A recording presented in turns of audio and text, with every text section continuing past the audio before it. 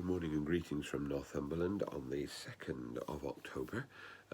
So far dry, but I think some rain is promised today, and a bit chillier as the autumn moves on. A couple of things just to mention. These are sort of housekeeping things. I'm hoping that from Monday we will return to our normal cycle of reflection and prayer. My cold's still there, but it's going away slowly, and I think I'm starting up again as much as normal from Monday. Secondly, locally in our churches, having celebrated harvest at Beadnell last Sunday, we're celebrating the harvest at Ellingham and Northumberland tomorrow. Looking around, the harvest is truly gathered in, and indeed the new planting is beginning to show green in the fields. So it's a good time to celebrate the harvest. We're collecting for our local food bank, and if you live locally and you want to make contributions to that, they can be delivered to all three churches over the weekend, and we hope to take them to the food bank during the course of this next week. So thank you for that in anticipation.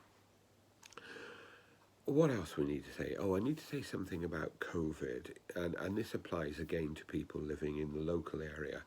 Northumberland County Council had been distributing COVID tests to the public at our local car parks until the end of September. That programme has stopped because I think there's been a reduction in tourism, etc.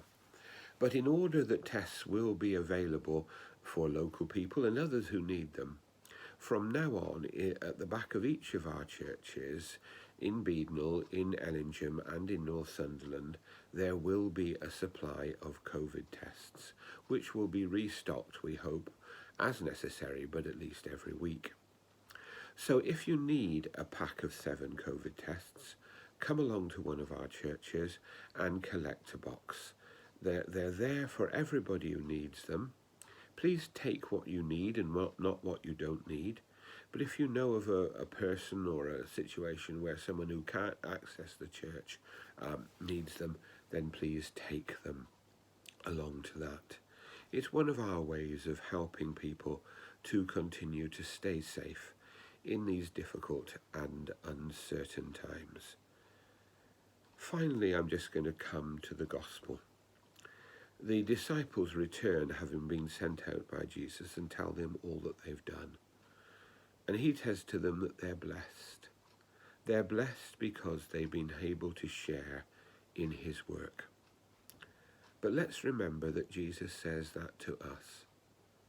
Whenever we share in his work, it is a blessing not only to the people we share with, but it is a blessing to us.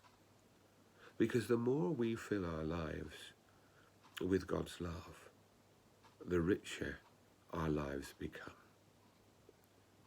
So today and tomorrow, as we celebrate the harvest, as we give thanks for God who comes to us in the Eucharist, let us open our hearts to share his life and love, to be a blessing to others, and to be a blessing to ourselves.